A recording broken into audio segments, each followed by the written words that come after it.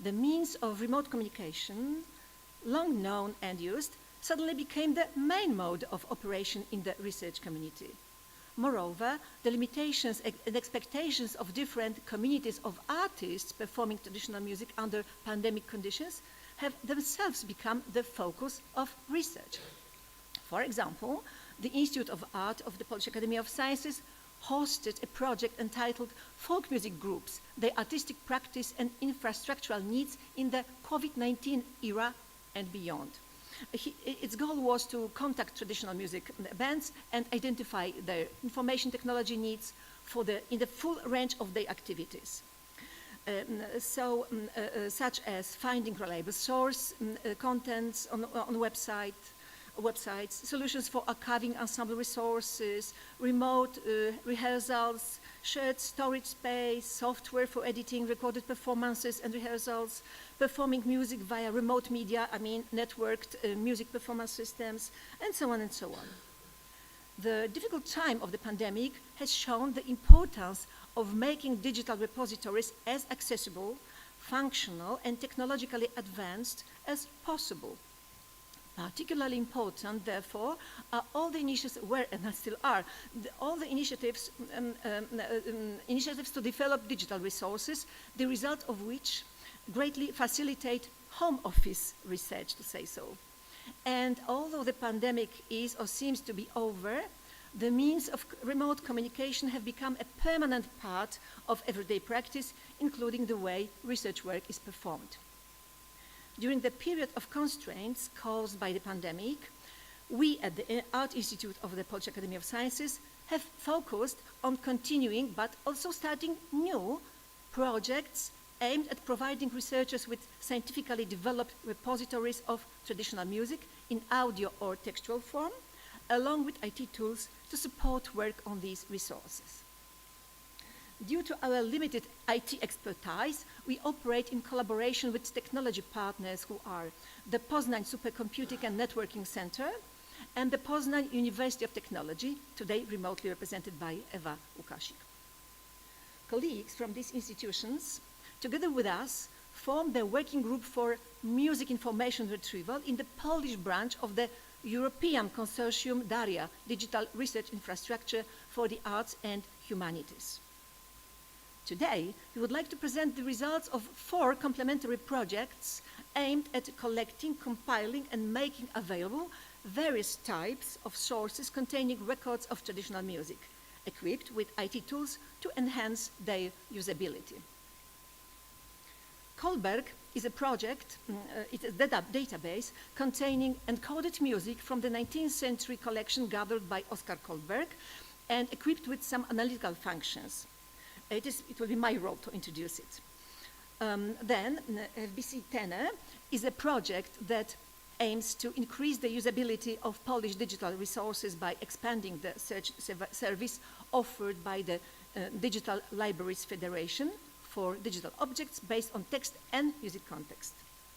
DARIA is a large project in the field of digital humanities infrastructure in which we attempted, among others, because it's a really large project, to create a tool for music transcriptions. These 2 projects, FBC10 and DARIA, will be presented by Ewa Łukasik as an IT specialist and then by Arleta Nawrocka-Wysocka as an ethnomusicologist. And finally, Etnophon, which is a huge digital repository developed by Jacek Jackowski with his team, is a project to collect, record, describe, and make available Poland's ethnophonographic heritage for research purposes.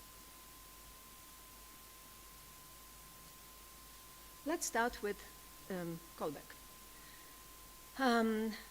This Kollberg collection is the oldest source which we have been working with.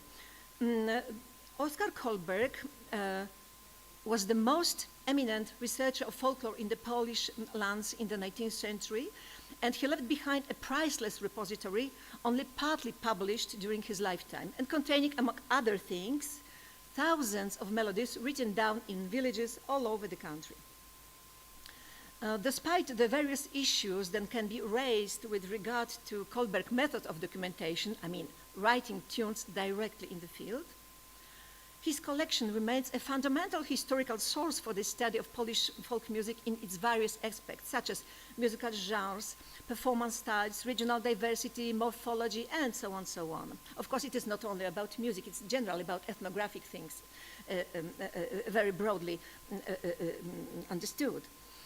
The music records notations, of which there are more or less about 20,000 in total, make this collection unique in the documentary practice of the 19th century. It should be noted that, unlike many other collectors of the time, Kohlberg had a high musical education. He studied piano, composition, and music theory, having the same professor of composition as Chopin. Kohlberg's legacy is considered one of the greatest treasures of Polish culture. At the same time, it provides excellent comparative material for researchers of neighboring countries. Neighboring cultures. The introduction of this collection into circulation in digitized form using music information retrieval tools creates new opportunity for its use. The entire collection has been encoded in the ESAC, Essener Associative Code format, which is one of the older and simplest music codes. So, a few words about ESAC. ESAC is an alphanumeric code for the notation of one-part music developed by Professor Helmut Schaffrath at the Essen University in the 1980s. It specifies two basic parameters of notes, the pitch and rhythmic value, but also it offers division of melody into bars and phrases. The basic structure of the record may consist of a number of fields, of which just 3 are obligatory. Cut, which contains the title, key, containing the signature of the tune, as well as the basic information necessary to interpret the code properly, the shortest rhythmic value in the given tune, its tonic and meter, and then the melody, the encoded melody. So this is how it looks like. You see the traditional notation and the same in ESAC. Many collections have been developed using this code. Please note that Italian melodies are also on the list. Not so, I mean, it's not a small collection, 833 songs. They were encoded by Marco Piemontese, who was also one of the people using ESAC for research purposes in the 1990s. During the 5-year project, we encoded the entire Kohlberg collection and created a new database application. The collection can be accessed through a dedicated page, this one on the right, that contains only Kohlberg records, or through Web ESAC page, which is on the left, which is independent database where registered users can also input their own resources. I have already mentioned this project at our earlier conferences, but at that time it was a work in progress. Now it is ready to be used. First, a few words about the Web ESAC application. When a basic ESAC information is input to the database, the application automatically adds new fields which contain information such as melody expressed in semitones, melody raw, which means melody without rhythm, melody without rhythm and without sound repetition, pure rhythm without melody, scale degrees, how the scale is built, scale degrees in semitones, intervals between the steps, phrase number of phrases in the melody, number of bars in each phrase, cadential notes in each phrase, and accentuated tones in each bar. By accentuated, we mean those these notes which are on the first beat in the 2 or 3 triple meter bar, or on the first and third in the 4 meter bar. One can choose which fields we want to have displayed and which not, because sometimes we simply want to see and read melodies, or we are interested in some kind of information, not in everything. Then there's a number of different functionalities, like downloading the ESAC files, either selected or the entire collection, playing MIDI, displaying notes, I mean staff notation, this is the example,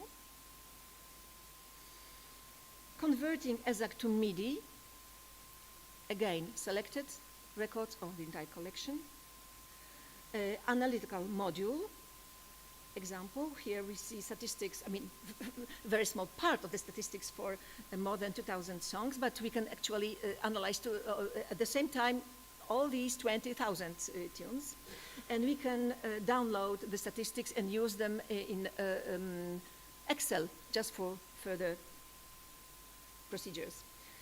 And here are the examples of scale statistics. If you are interested in how many melodies in a given sub-collection of Kohlberg have certain kind of type of scales, which is very important for typology of Polish traditional tunes. Then there's a very useful function of recoding the melody. I mean, the changing in its tonic, and editing module in which we can input melodies by hand. We can also input them automatically by reading from textual files, but also we can do it here. We can change the encoding here, add some information, I mean the metadata, etc. And additional functionality is that if we make a mistake, we see that the mistake was made. So the system shows, I mean, tries to correct us, I mean, warn us. And a little surprise. In my old resources, I found a collection encoded by Marco Piemontese, the Italian one. And the first tune which I saw in this collection was the melody from Palermo, so I couldn't resist. I encoded this, input this into the database.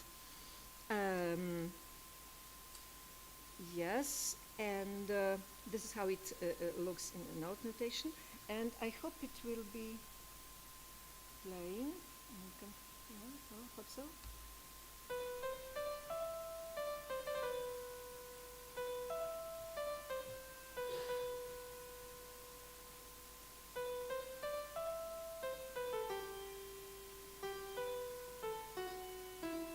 It is in a free meter. Now, the dedicated Kohlberg website contains information about the project as such, about its source base, about a little bit about music information retrieval, about the principles of our edition, about the ESAC code. I mean, it is in Polish, but nowadays it is no problem. Such good translators exist between even Polish, even Polish and many other languages that everything can be really easily read. This dedicated Kohlberg page has some link to WebESAC, in which actually we can use all the functionalities, almost all the functionalities of the WebESAC application, which means that the user has access to functionalities such as downloading, playing, displaying note, converting into MIDI, and displaying statistics, but he or she cannot recode melodies, edit melodies, remove melodies, which means cannot somehow interfere with what has been put by us to the database, because this is absolutely untouchable. Yes.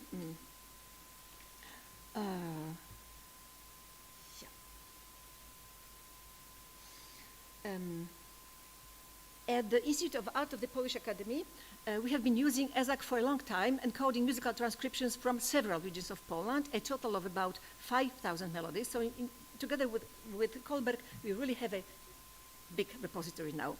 And as I have already mentioned, EZAC has been used by researchers in other countries too. At SM conference in Warsaw, it was 2008, presentations using EZAC encoded data were given by Damian Zagrillo from Luxembourg, who himself encoded the songs of Lorraine and Luxembourg, and Janos Sipos and Zoltan Juchas from Hungary, who used the Polish EZAC data. I mention this to show that the sharing of digital resources may have significance far beyond the culture to which the data relates. So, the material we make available can be processed using the functionality of our new Web EZAC application, but it can also be converted to MIDI format and then further, for example, to music XML or to humdrum kern format, which significantly expands the range of possibilities. Researchers working on morphology of rhythm and melody, like myself, musical scales, melodic contour, music classification and comparison, searching for melodic patterns or motifs, but also those dealing with cognitive issues like pitch expectancy, get an extensive material to study. You will now hear from Eva and Arleta that EZAC data has also been useful in other projects we have implemented. I will now give floor to Eva Łukasik, who recorded her part of presentation, and we will now listen to her presentation.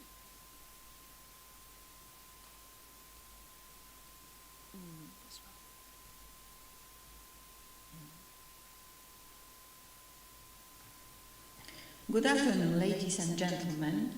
My name is Eva Łukasik. I am a professor in the Institute of Computing Science, Poznań University of Technology. It is my great honor to present my work here at the European Symposium in Ethnomusicology. Unfortunately, I cannot be here in Palermo in person, but I will try my best to present our work using available technical means. The title of my presentation is Together for Cultural Heritage, and it is the introduction to our cooperative work with the Institute of Arts, Polish Academy of Sciences, within two recent projects, FBC TENE and DARIA, that were co-funded by the European Commission. For the last 20 years, I have been involved in the research in the domain of music information research, MIR in short. It is the interdisciplinary science of extracting information from music, as well as collecting and organizing machine-readable music data, developing data representation and methodology for processing and understanding this data, as well as using domain knowledge and information technology. We observe the intensive development of MIR since the year 2000. In 2012, the MIR roadmap was published. In 2018, Institute of Arts, Polish Academy of Science, and Poznań University of Technology started cooperating within DARIA PL Music Information Retrieval Working Group, what brought us to two crucial projects, FBC TENE and DARIA Lab, that I will present later. Our first undertaking within the working group was the concept and realization of MIR research environment based on the De Libra digital library framework. The idea was to provide automatic access to the multiple existing open archives via APIs.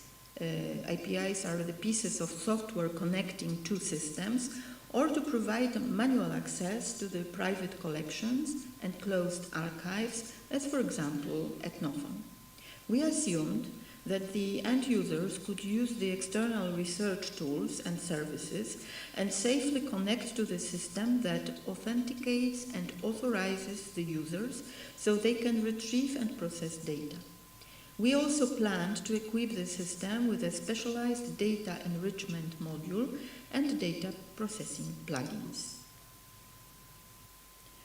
The system is based on the 𝟑𝟖 framework, the first Polish software environment for building digital libraries, enabling the management, processing, searching, and delivery of documents in electronic form.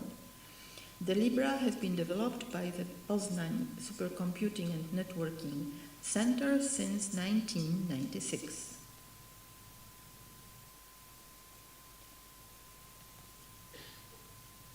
This is the interface of the MIR repository.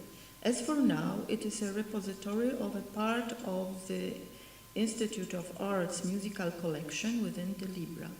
The 𝟑𝟖 metadata system based on Dublin Core had to be adjusted to the advanced metadata created for the collection and content-based metadata representing the melody of musical piece in MEI format. MIR repository is a part of the Digital Libraries Federation, in Polish Federacja Bibliotek Cyfrowych, FBC, aggregating data from over 100 online repositories, libraries, archives, museums, and digital galleries. So all solutions introduced on the aggregator level concerns also MIR repository. In 2021, we have started 2 projects co-financed by the European Union, FBC TENE and Daria Lab. The goal of FBC TENE was to extend the FBC functionality by implementing aggregation of the object's text and music content in addition to their metadata.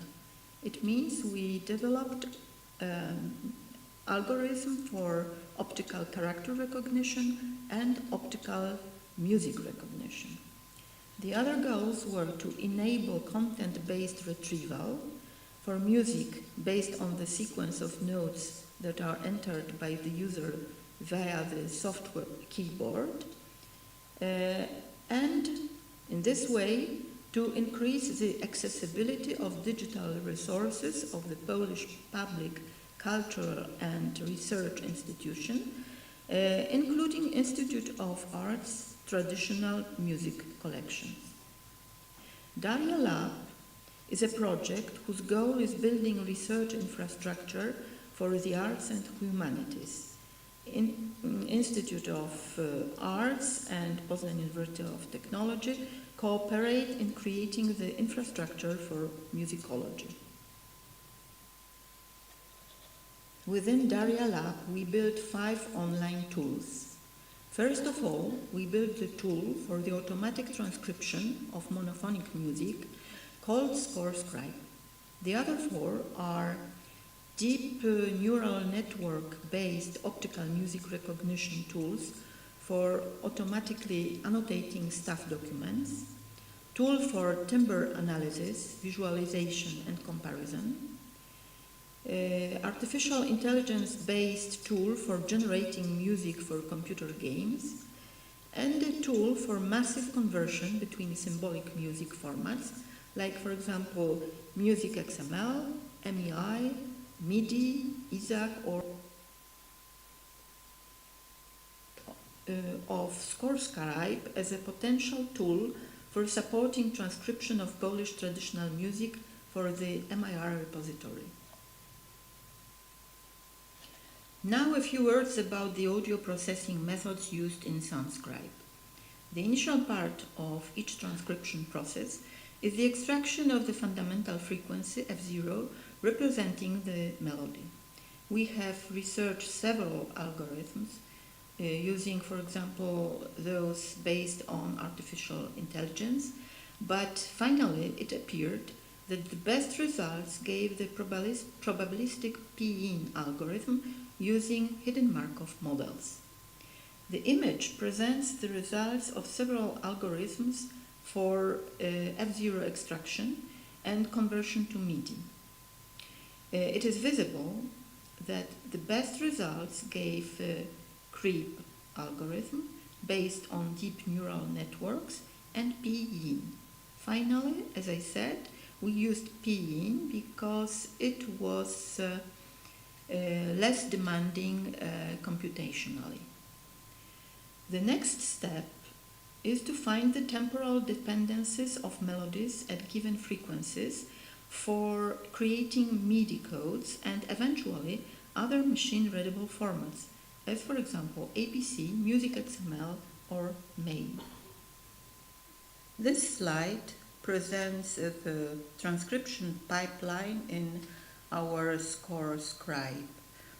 On the right-hand side, you can see two screenshots. The first screenshot shows the results of fundamental frequency extraction. This is the blue line, and further MIDI transcription, which is red line. On the second screen, you can see the transcription to the staff notation. In both views, it is possible to edit the notes. It means, for example, to delete them, to shorten them, prolong them, move up and down several half tones, and introducing new notes. Score Scribe is still in the phase of extended testing.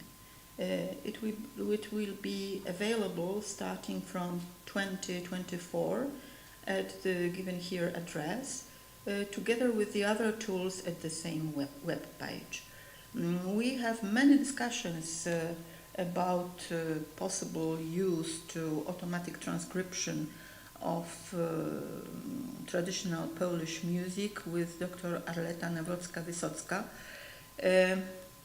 and she will present the conclusions of those discussions. In this short presentation, I wanted to show the technical and organizational background of our common undertakings. It was a great opportunity to realize two complementary projects, FBC-TINE and Daria Lab, in the domain of musicology by our MIR working group, including Institute of Arts, Polish Academy of Sciences, and Poznań University of Technology. Closer cooperation between information technology, music information retrieval specialists, and ethnomusicologists brings new research methods, opens new research areas, and leads to faster and more significant in scale preservation of cultural heritage. Thank you very much. If you had any further questions, please do not hesitate to contact me. Remotely. Yes, and now, actually, I think that in a way, Arleta will translate it into ethnomusicology. So.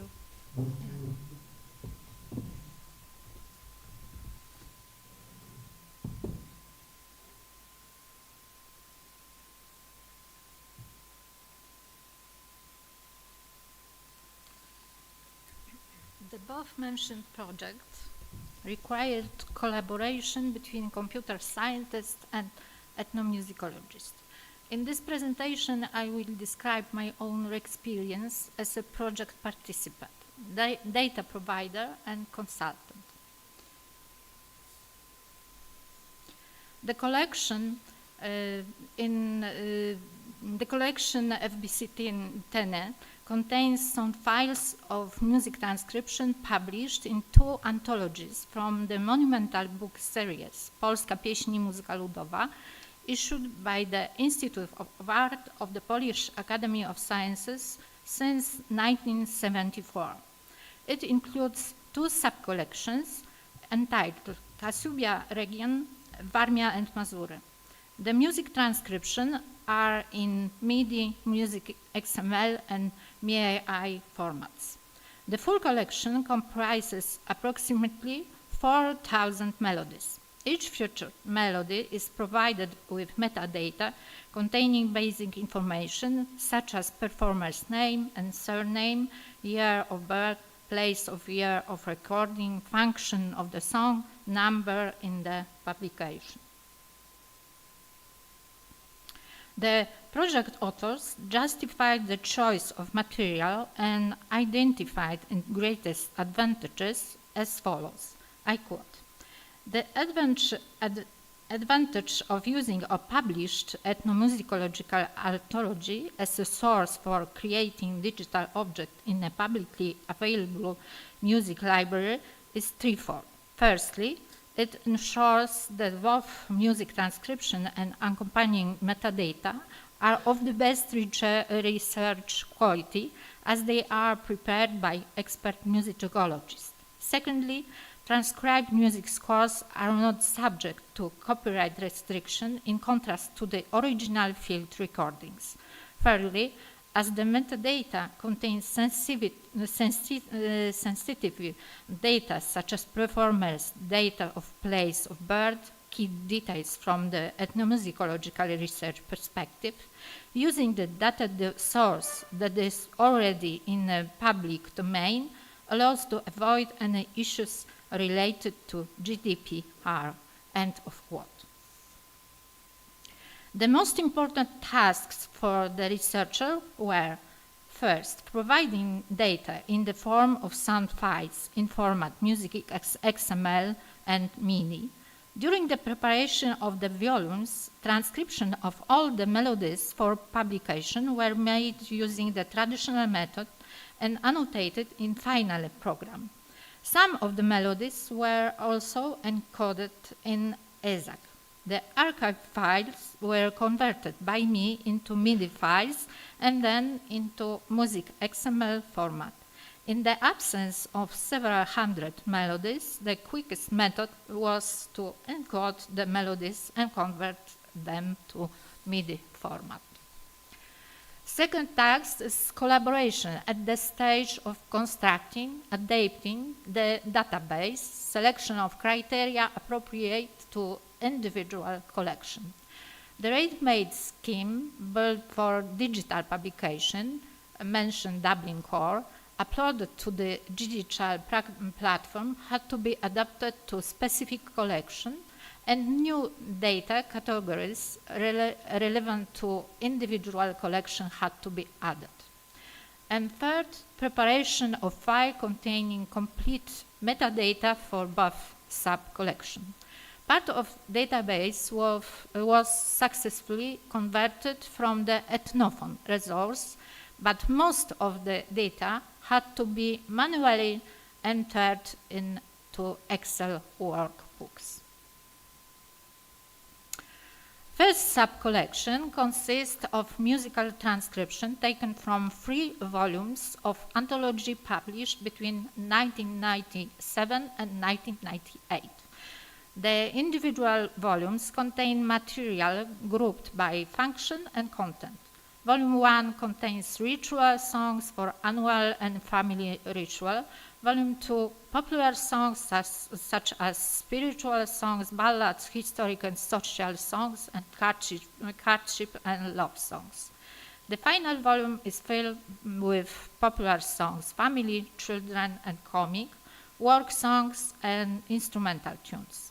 In the published anthology, one will find the text together with sheet music. The whole collection of melodies, both vocal and instrumental, numbering more than 1,500 items, has been placed in the form of digital files on the library platform.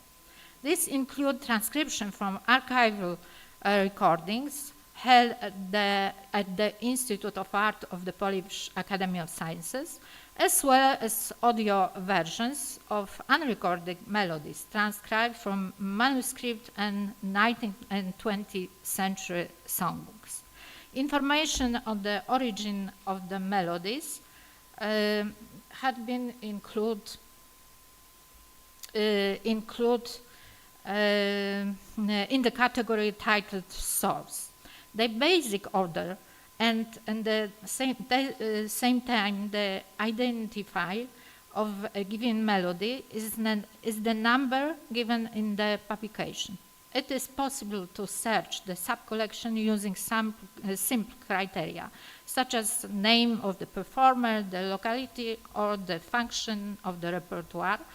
Only content function criteria have been used, as the authors did not apply the ethnomusicological classification. This is a print screen from this library. Is search phrase unrecorded melodies, which include 620 items. Second subcollection is more extensive and included musical transcription taken from the 5 volumes of the anthology published in 2002. They are entitled as follows: seasonal and wedding songs, ballads, social songs, courtship and love songs, family and dance songs, religious and popular. This subcollection included over 2,500 sound files of vocal and instrumental melodies.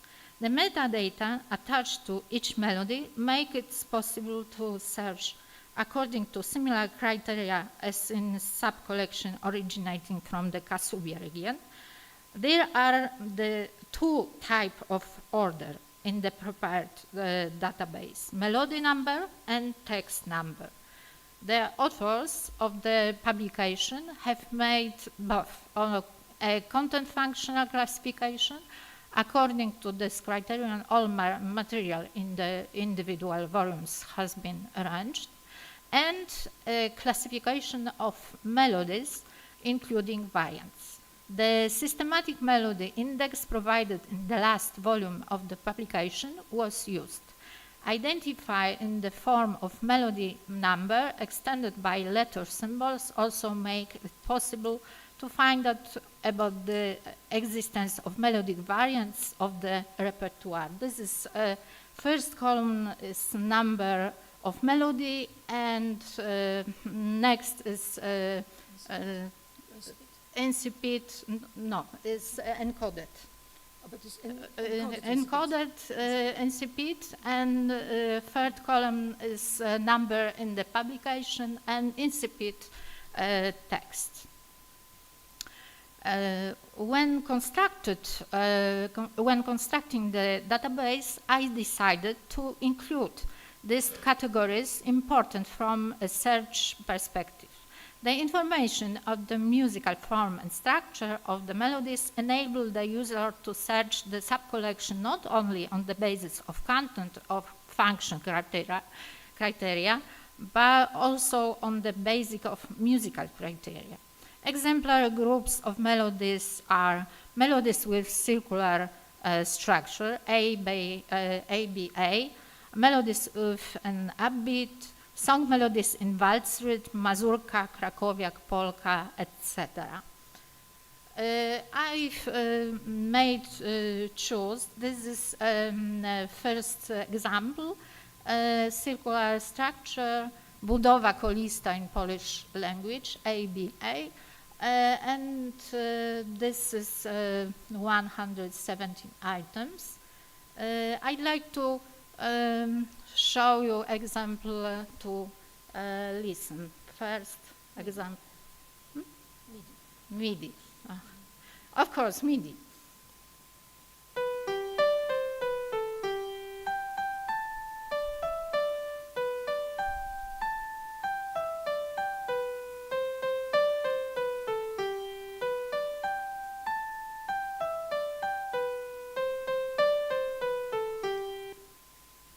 And this category and classification, the same category, but this melody, this example is in another volume, this publication.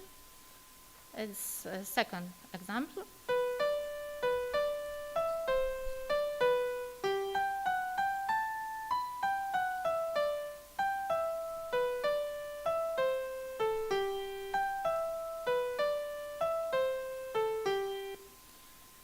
And another category is melody variants, identify as a number of melody from A to H. And the first song is a song, a love song, and the second is a song social.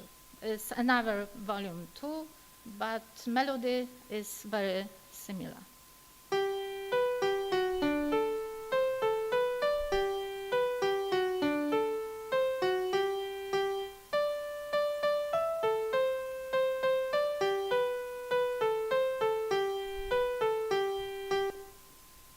And second.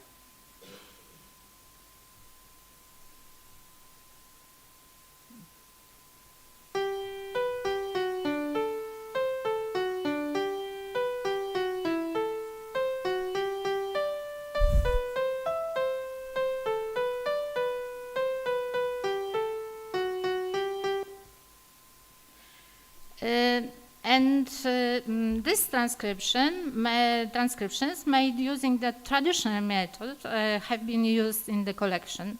One intention is to enrich the project with a tool for generating transcription from MIDI files.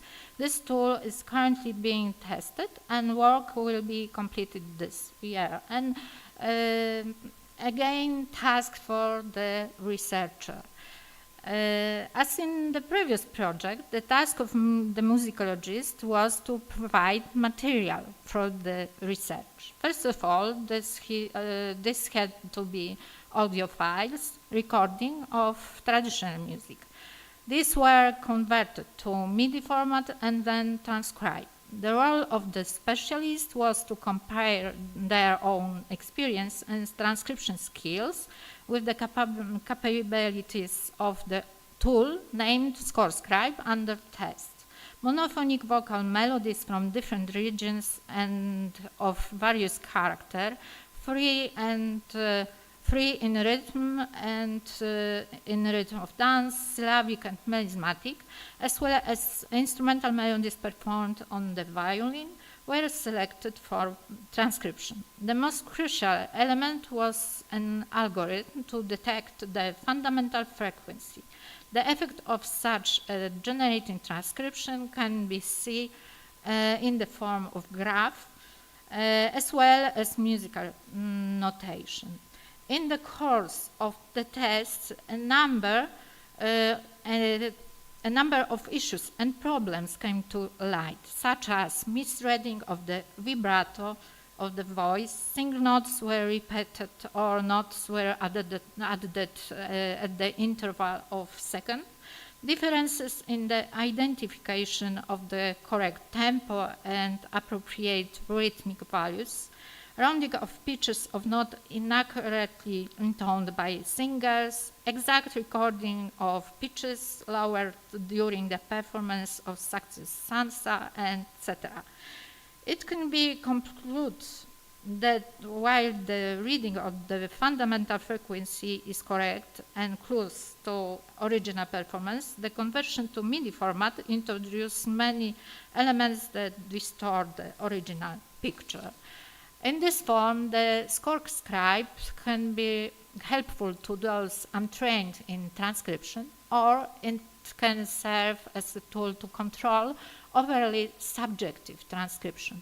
One may recall here the dispute of two factions from the past of ethnomusicologists in favor of objectivity and the image of melody.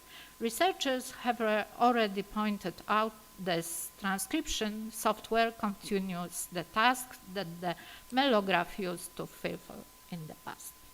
Thank you. Thank you. Now we come to music recordings.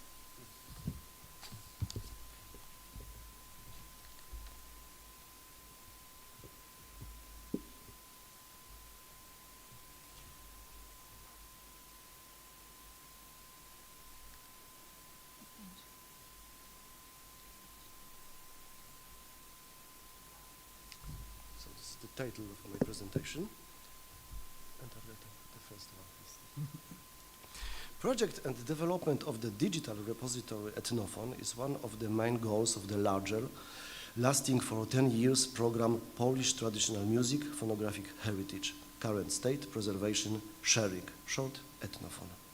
The project is realized by the phonogram collection of the Institute of Art of the Polish Academy of Sciences. It is the main sound and audiovisual archive gathering documental recordings of Polish traditional songs and music. The project started in 2014.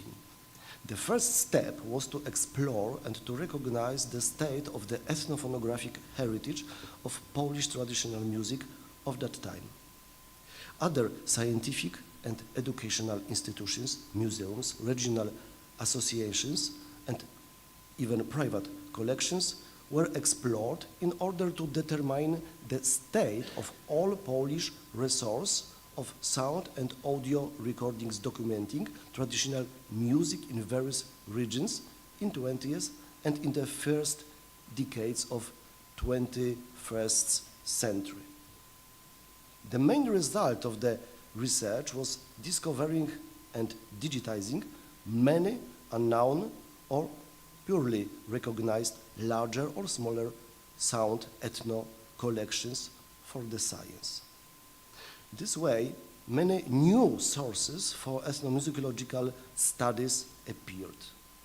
Until then, Polish researchers, not only Polish, of course, researchers could base their work only on a few main sound archives, for example, mentioned earlier phonogram collection of the Institute of Art. This collection, situated in the capital of the country, was indeed the largest one, but thanks to the Ethnophon project, it is becoming more rich and representative. This is due to aggregating other existing archives within this collection. It showed that the creation of one central digital repository gathering Polish collections could become a reliable base of objects and metadata, which allows for comparative and multifaceted study of transformations of traditional musical practice, styles, and repertoire through time.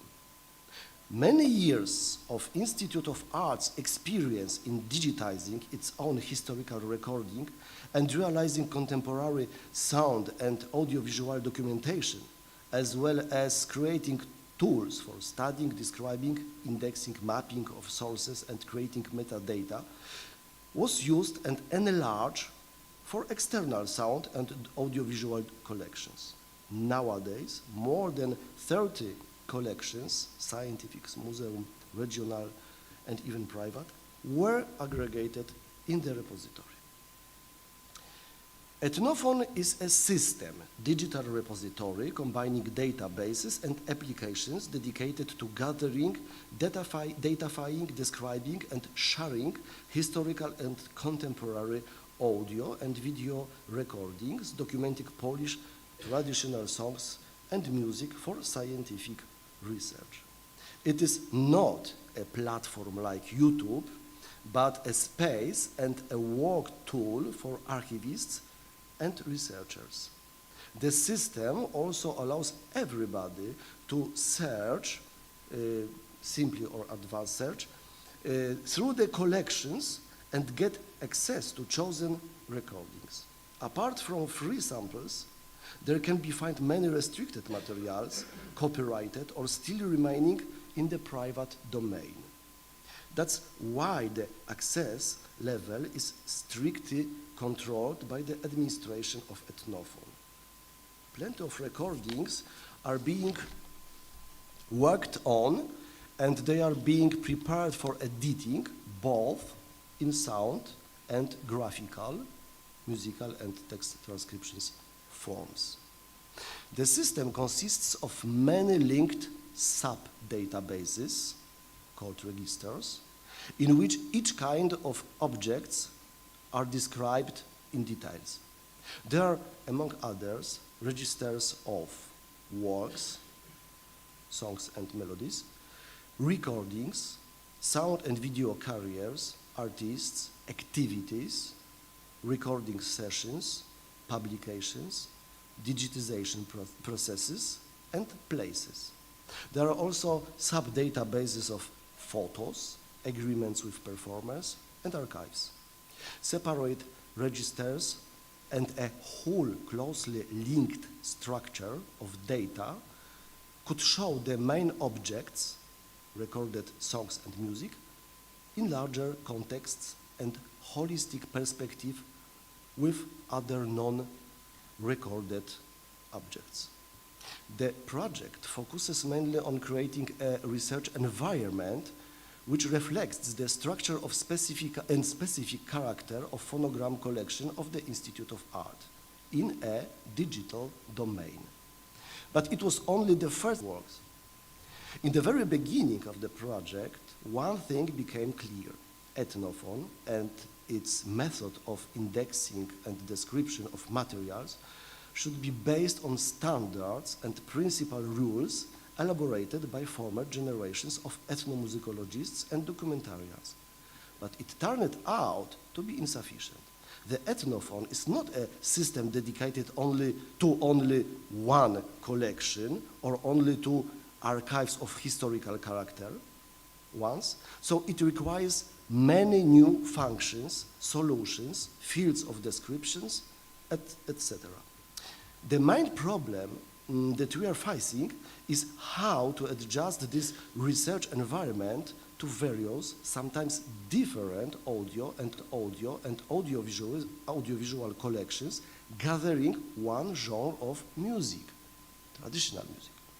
After a decade of working on the Ethnophone project, the fundamental challenges and problems were framed. For example, aggregating all of the scattered collections, both archival and more recent, and studying them shows that in many cases they were created using different methods. Some of them are similar. For example, one institution basing on methods elaborated by another one. But many museums or private archives were created in individual ways. One of main problems is, for example, the huge difference in quality of description. Protocols, track lists, data about performers, etc., or total lack of such kind of documents. The significant differences in method of recording, selection, repertoire, etc., are a result of various purposes for creating recordings. A completely to keep the repertoire alive or to revive it. Scientific archives of recordings could also be prepared in other ways. For example, the same repertoire could be recorded for ethnolinguistic or ethnomusicological research. The second problem is within one collection, many different recordings could be gathered. Big archives consist of various sound carriers and data, from analog, historical, to digital ones. Sub-collections were recorded by various documentarians. In one archive, many methods of recording and describing materials could function and change depending on purpose of research. For example, one project was focused on music of certain region of Poland, other one was focused on the chosen performer, instrument, genre, etc.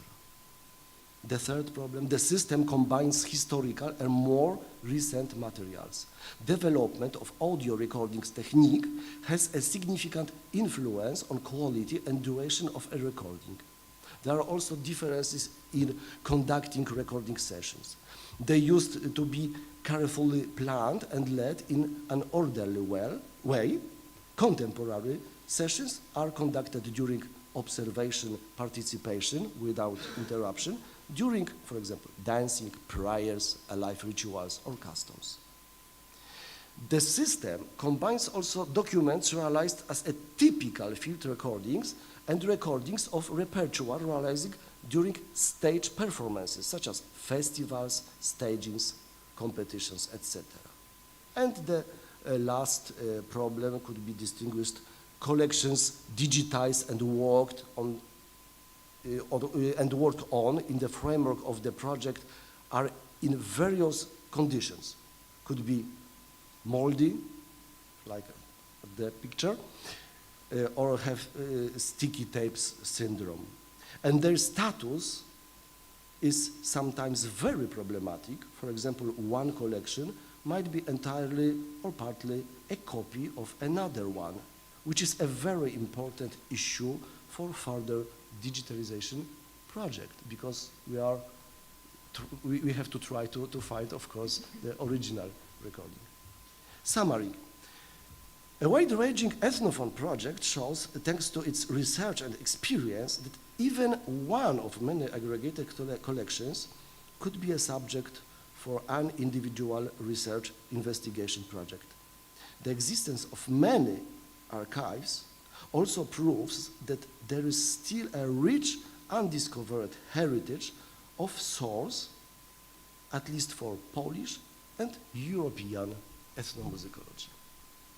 Thank you. Thank you. And to somehow try to sum up, let me tell you the following. So, what we have in Poland is historical collection from the 19th century, which is a national treasure, huge collection, which contains a lot of information, but try to get this information out of something like 80 volumes. It is impossible. So when you want to search through it, when you really want to make use, have some advantage of having this collection, the only way was to encode it and make it fully searchable. And then, additionally, we equipped this database with some functions which really facilitate the work. Small example. In the 1950s, a prominent Polish ethnomusicologist, Jan Staszewski, wrote a study on Mazurka rhythms from one part of Poland, one sub-region of Poland. It took him, I don't know how many weeks to elaborate, to work on the material, to analyze the material. When I had this Kohlberg encoded, I had the results within seconds, and I could publish the article in which I interpreted the rhythm statistic, etc. But I spent I didn't have to spend weeks on working on preparing the data. So on the one hand, there is this national treasure, Kohlberg, accessible for everyone. It is a property of the whole nation. On the other hand, another treasure is this archive which we have in the Institute of Art. All these old collection, all these old recordings, which no institution in Poland has. Now Jacek, of course, is expanding this archive, but for decades, what was the typical procedure of working in the Institute? Our ethnomusicologists, a small group because we are not many in the Institute, would work on preparing volumes from different regions, volumes of music from different regions, volumes which Aleta spoke about. And what would they do? They would take recordings from the archive. It was not then Jacek's archives. There were some other heads of the archives before Jacek, because the procedure takes, it's going on since decades. They would take selected recordings, transcribe them, so make them somehow in a secondary way written sources, from sound to transcription. Transcriptions made, of course, by hand. Therefore, the idea to somehow find a tool to help transcribe or to facilitate the transcriptions. But since we have already had this experience with ESAC, while preparing these transcriptions for publication, we used ESAC to encode the transcriptions from those handwritten notations to ESAC. Thus, we enriched our database of ESAC melodies. So we complemented Kohlberg with these new encoded melodies, which are this series which Aleta spoke about. Polska pieśń i muzyka ludowa, it means the Polish folk song and folk music. This is, by the way, called the New Kohlberg series.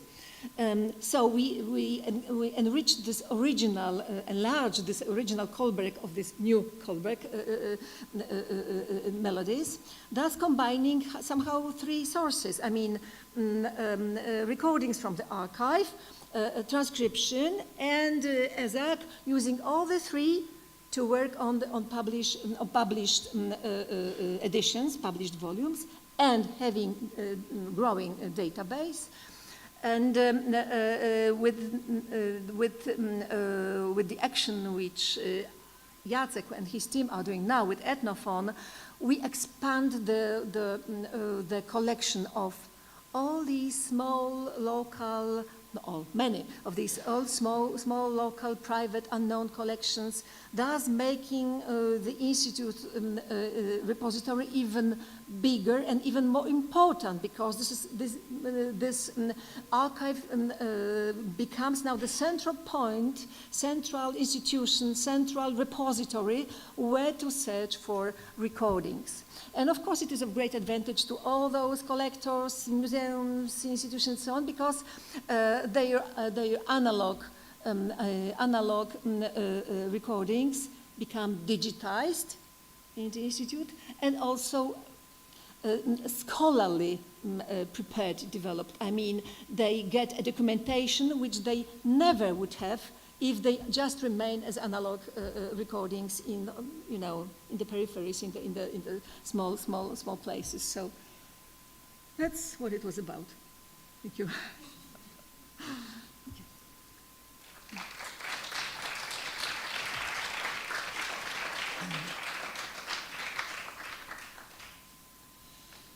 I don't know if you have maybe some questions to ask. Salva, please.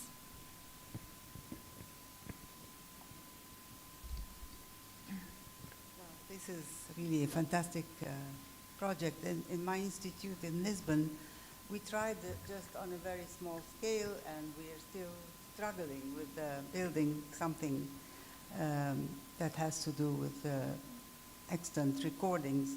And as you know, there's a lot of discussion going on in ICTMD and other organizations that are concerned with the kind of research that we do about archives, the meaning of archives, and so forth. And so I was just wondering, one of the things that was brought up in many discussions, at least the ones that I participated in, was also trying to understand the circumstances in which the particular collectors worked, and the political framework as well. And so not only documenting the recordings themselves or digitizing the recordings and the metadata and so forth, but also including all what has to do with the background of the researcher, his or her purposes, and the whole power dynamic that was involved in the past in such projects. So I wonder whether you are also including this in your databases, information about the scholars, the collectors. I mean, of course, you mentioned someone very prominent who I know probably maybe before Jacek answers, maybe I just explain that the core of the Institute's collection was actually a result of the All Polish campaign. It was 49 to 54, or 50 to 54, 1954. I mean, 50, 54. So 4 or 5 years action. Centralized action, so it was not so much about individual. I mean, there were individuals in it, of course, but they were organized teams going to the field and collecting the material. But it was some, I think, 46,000 recordings. But now, afterwards, of course, it was the collection was developed, particularly by the researchers who had certain, I would say, research interest, I want to study this region, so I go there, I collect there, and the collection comes back and goes to the archive. And now Jacek, please go on. Yes, thank you for this question.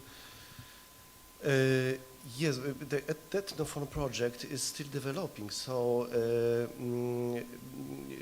when we worked on one, for example, historical recordings, we combine, we join in the database, for example, the recordings with the performer.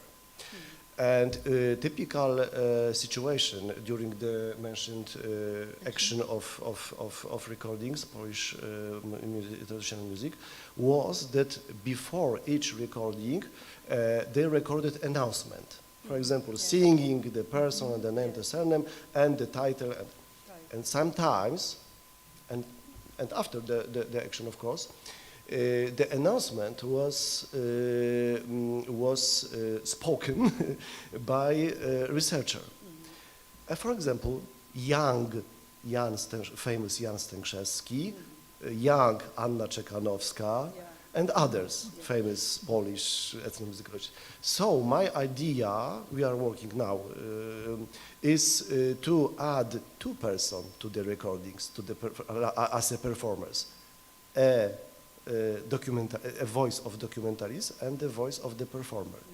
And the second one, what I imagine, is the separate, the next separate database for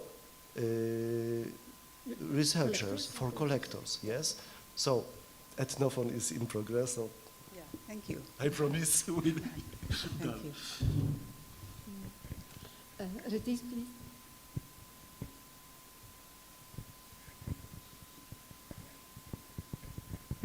Thank you for your presentation. You mentioned this chain from recording, transcription, ESAC. So do you use ESAC for publications or also? I mean, you use those encoded informations for publication. Actually, it was on Aleta's slide. Actually, once the melody is transcribed by hand, the most obvious way before publication would be just take, I don't know, a program like Finale and rewrite it in Finale and just have it. But this would be a waste of time. I mean, encoding in ESAC is extremely easy, as you know. Yeah.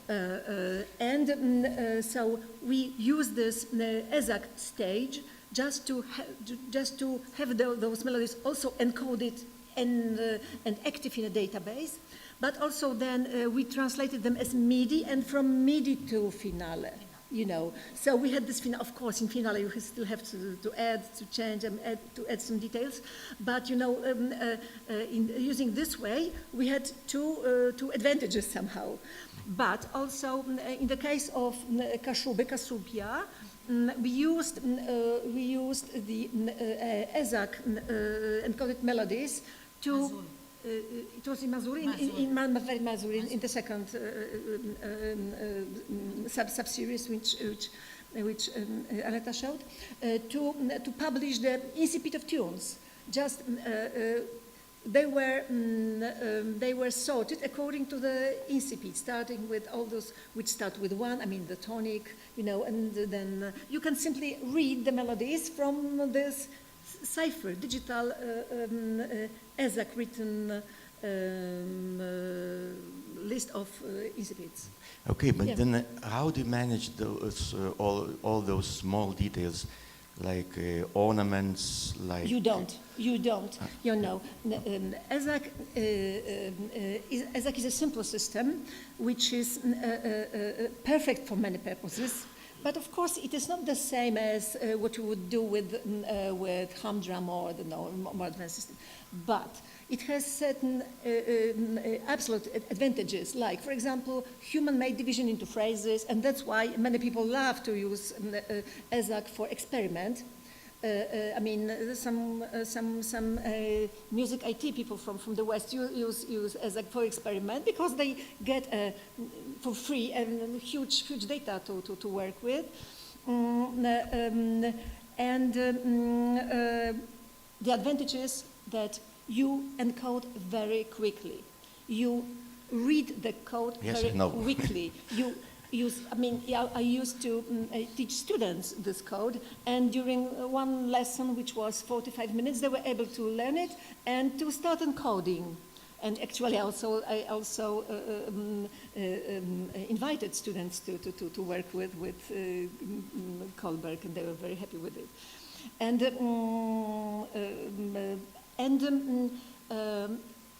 Since it is so easy, that's why it is so easily convertible into more advanced systems. So you always win something and lose something. You lose in details, I mean ornaments, for example. We don't input them unless, like in Kohlberg, ornaments are not additional notes, but they are somehow written and calculated in the rhythm. Sometimes we have such situation. Then we are able to encode them in EZAC 2.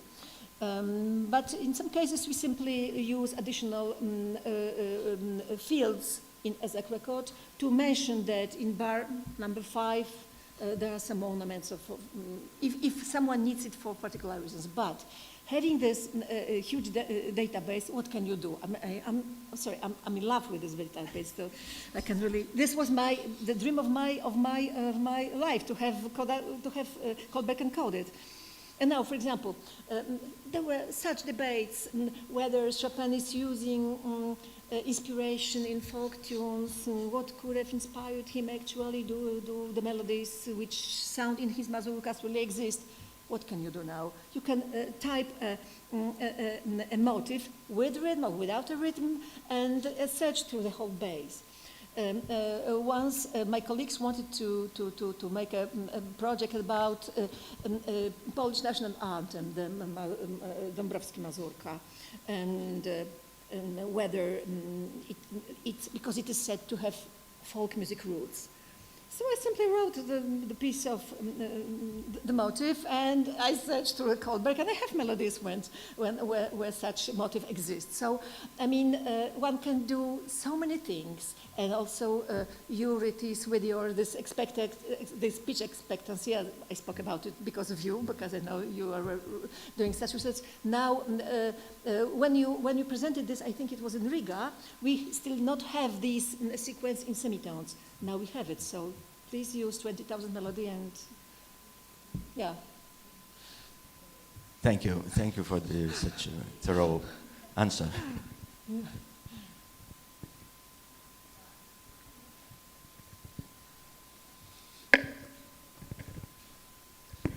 Thank you very, very much. You are so enthusiastic, that's nice to hear. I think it's a wonderful project, and I wanted, firstly, maybe to say something to Salva's comment. I think also it's very important that we try, when we can, to find the questions or the aims of the collecting work, because that tells us a lot why they picked these things, and when we as researchers can find this information easily, it helps a lot, I think. But I was thinking a little bit about this Kohlberg collection, and when you encode it, do you question his, do you think about, I mean, time, for instance, is difficult always, and keys. Do you analyze, or do you do anything with it to see if it seems correct? Of course, transcription and his work must be considered a transcription, because he heard a melody and he wrote down, which actually is possible, because I sometimes also do such things. We all know it is possible. But it always will be somehow standardized, because we tend to somehow, adjusted to what you expect of it. But from all these written records by Kohlberg, I see that very rarely it happened that he, in my opinion, literally transcribed the melody which was sang with false intonation. I mean, some people, it happens extremely rarely, but it looks so strange that you somehow know that it could not be possible. And in such cases, I simply would write down a remark that, in my opinion, wrong intonation, but it is extremely rare. And sometimes it happens that his understanding of rhythm would be different than mine. For example, he would write ta-tam, ta-tam, ta-tam, ta-tam. I would say ta-tam, ta-tam, ta-tam. I would change his trochaic rhythm into mine iambic, because I know how iambic rhythm is important for so-called Polish rhythms. So for these mazurka, polonese, etc., iamb is very important in Polish culture. So in this case, different solutions are possible. Either, again, write a remark, should be iambic, without a beat, just starting. Or another solution, write it again, with the remark that this is what we regard, what we consider a proper version. So some melodies sometimes would be encoded in a variant way, I mean, in Kohlberg way, but these are very, very rare cases. Thank you. Yeah. Okay, there are no more questions. Thank you very much for coming. Thank you.